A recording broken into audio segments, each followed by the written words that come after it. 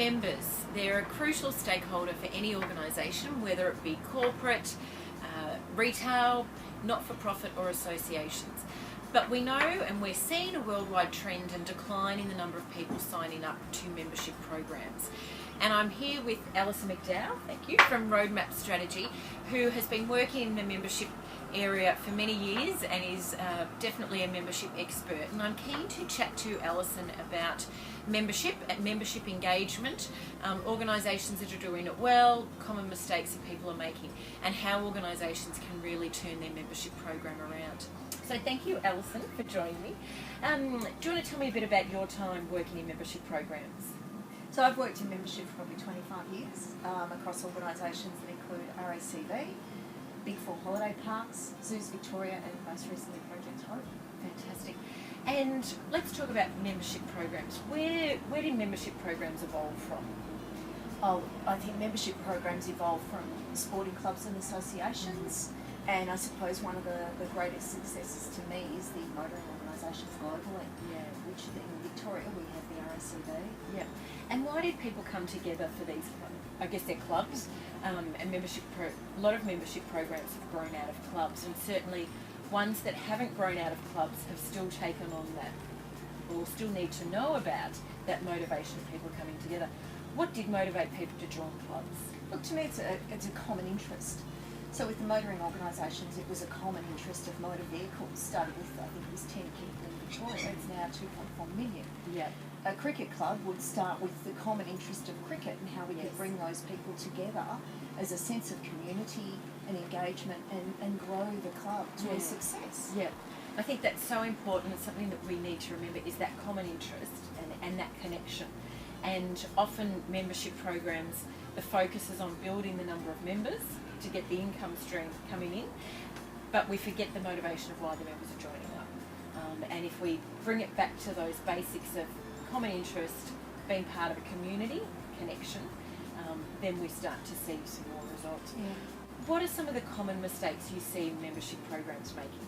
I think that they see their members as a means to an end. I want money off them, I want this from them, they're a customer, but they aren't prepared to build that sense of belonging and have that members at the heart of the organisation, or in a commercial environment, part of the program. Yeah. So it's really about understanding the members' needs, the members' values, and connecting with them so their members feel special, belong, and they build a sense of trust with them. Yeah, that's such a reality check, isn't it? They're not a means to an end, which is often how they're treated because, you know, we're short-staffed, we're short on time, we just know we need to get members on. Yes. We spend all this effort on trying to recruit members, but how much are we spending on looking after our members? What are some organisations, or tell us about some organisations that you think do membership well? Look, I think RACV do it particularly well, and I think because everybody knows them, it's easy to understand and interpret. But one thing that they have been very good at is they are solely a membership organisation. If it wasn't for their members, they wouldn't basically exist. Yeah. So members are at the heart of the organisation, but what they have been able to do is they've been agile, they've changed, and they've evolved with their members' needs. But they've also evolved the way they communicate with their members and connect with their members. So their members expect them to be innovative, forward-thinking, progressive, etc., and it's paying off for them. Yep. And what are some of the things you talked about? They've evolved with the way they communicate with their members. What are some examples of how they've done that? Well, they've understood and they've thought about where their members are. Yeah. So be it on social media, be it that their members still want their magazine, be it that their members now want an e-newsletter, but they continually review and consider where they connect with their members, how and why. And I think that's the basis of every organisation. How do I communicate and connect with those people? So it may be, if it's the cricket club, we meet every Saturday and we have a committee meeting once a month. If it's Country Road, every time you turn up, you show up your card and I will send you an email. But it's understanding your members and how they want you to communicate with them. Yeah, and I think that communication and engagement, which obviously Fetching Events is really passionate about, that meaningful engagement is so important with members. How should our communication with members be different to, say, our sponsors or our clients or supporters? Well, without members, you don't have any of those other people. They are your organisation. If you are a membership organisation, they are your organisation. Yeah. And you need to speak to them and engage with them using that appropriate language at the appropriate time. So if you are launching a campaign or launching a new product or a new service, you tell your members first. You don't tell the press or your customers. You must keep them in the inner sanctum.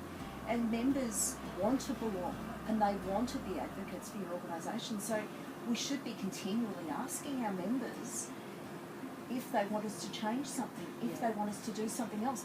Involve them in the organisation exactly as we would or do with a cricket club. And I know I've been, signed up for membership programs where I got a newsletter 4 times a year. But in reality, anyone could have gone on the organisation's website and got that newsletter. Yes. And it was sort of a set and forget kind of approach. So I didn't feel involved. I didn't sign up the next year. So it very much is that how do we involve them, and it's not just someone that pays their membership once a year and then we set and forget them. That shifting our terminology about how we talk about members, and I hate grouping people together and saying members because we immediately, I think, devalue them by saying that. A member rings the office and it's like, oh, I've just had a member inquiry. Whereas if it was a sponsor, we'd be treating them quite differently. I think that depends on the organisation. And I suppose when members are at the heart of your organisation, they should be at the top of your pinnacle. Yeah. And if you are not using that language in the most respectful way, because it depends on the organisation again, but if you don't have members, you don't exist. Yes. So everything comes first, and every question and every response within an organisation is how would our members feel about that? If we do this, how will our members respond? Should we spend our members' money that way? And the organisations that I've worked for that membership is at the heart of that organisation, and that's why it exists. They are all the conversations that we've had, and every decision was based on our members. Yeah.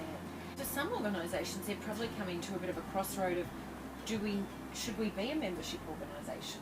I know I've been involved with some that started as a club because there wasn't those kind of services in that particular industry available. But as technology's changed, as society's changed, people are getting that community in other ways. So does the organisation actually need to be a membership organisation, because in reality their membership's declining?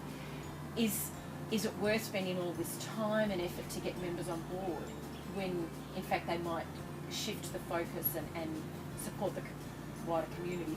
I think that's a conversation that every organisation has constantly. Are we still relevant? Are we changing to maintain our relevance? And where is the consumer or the member, and what are their needs? And can we adapt to that? Yeah. And can we be innovative and forward thinking? Because organisations close, break down, become irrelevant, and that's either because there is no relevance anymore or they aren't able to adapt accordingly. It's not we've got to grow members, so we've got to put more Facebook ads on, or we need to advertise here, or we need to have a trade show at this place. It's actually a much bigger question of, are we relevant? Why would someone be a member? What can we offer them that they can't get somewhere else? What connection are we providing? And then how are we placing members in our organisation? Yes.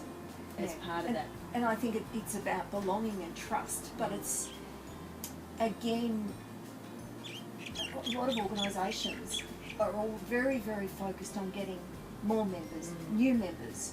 Simultaneously, they're falling out of the bottom of the bucket as quickly as they put them in.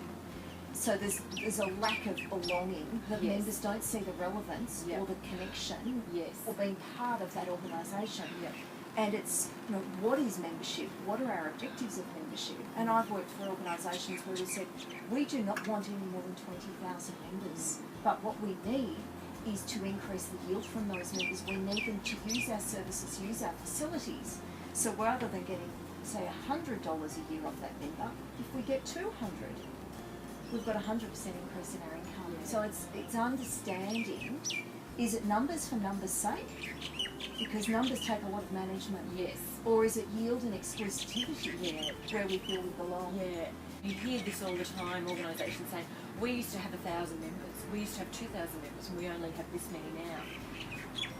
But they aren't understanding that people's behaviours are changing, their members' behaviours are changing, because the world's changing, we're dealing with different demographics, our expectations as people is changing from perhaps 100 years ago, when that service clubs really grew. So how are we evolving our membership programs around that? I think there's two things. While we change as people and the way we live change, values take a long time to change.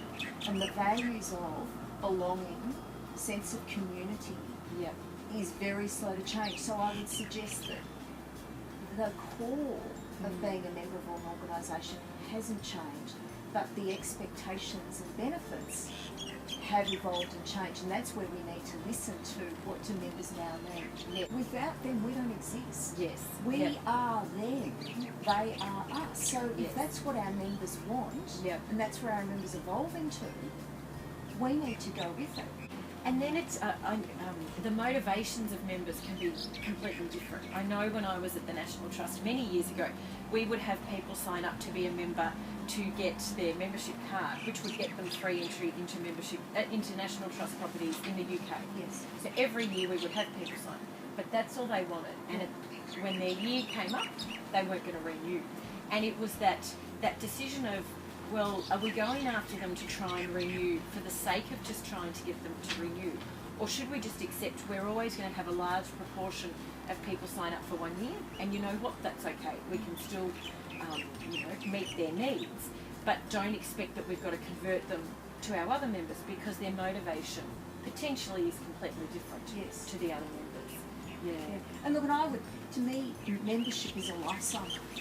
Ideally, in a perfect membership organisation, you want to get them from the cradle to the grave. Yes, yeah. But during that time in their life, their needs will change and their needs will evolve. Yeah. And as an organisation, we need to know when we can tap into that and what their needs are.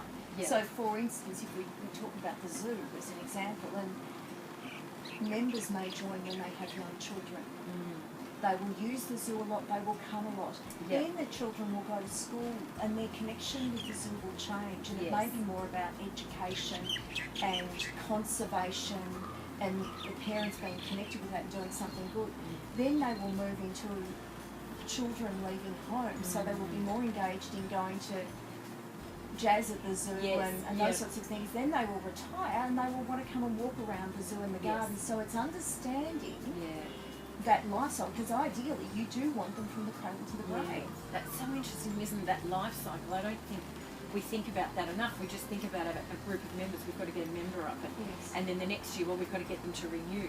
But we don't actually think about their life cycle and how they'll use their membership. Communication we touched on a bit more, and I want to explore a bit more about that engagement. Organisations that do it well and talk about the benefits of what you're getting, how do you think organisations can do that well? I think, again, talking to your members, and it's so important with everybody, talk to your customers. Yes. Understand what their drivers are, their three big things that they see as benefits, and reflect it back to them and remind them. And that's what they want to hear, but keep it simple. Yes. Use their language and talk to different members, which we sort of talked about segmentation before. Maybe have a different renewal letter to your baby boomers, to your mums, because they have different needs and different values. But keep it simple. And probably setting the expectation of how they can be involved as well. That, yes, they're your major stakeholder, and often with your constitution they might be your decision makers in some elements, but setting that expectation that we can't do everything the members say, so every time there's some lobbying or something like that, we can't necessarily go down that road, but setting that expectation so members understand their involvement, the organisation understands that involvement, which takes away that angst of members versus head office sometimes that comes up. And look, to me, again, it's talking and listening. if a member rings to speak to the CEO or somebody in the organisation, they should be spoken to and respected as such and listened to. And again, every decision is made about the greater good of all of the members or the segment of members, but the member should always have a voice in some way and respected accordingly. And it's having a conversation, isn't it? It's not just, okay, we've got your membership, we've sent you your receipt, we'll do a few Facebook posts and we'll send you a few e-newsletters. What else are they getting that's involving them and making them part of the conversation that will get them to not only sign up the next year, but will tell their 5 friends or their 5 colleagues about it. And it's that advocacy that I think we often forget. Our members are sometimes our greatest advocates. And look, and again, it depends on every membership association is different. And once members are at the heart and the soul of that organisation, the rest of it will flow. Where staff and employees will say, we don't do that to our members. We don't treat our members like that. We don't speak to our members like that. So it becomes quite a warmth, and members will pick up on that very, very quickly.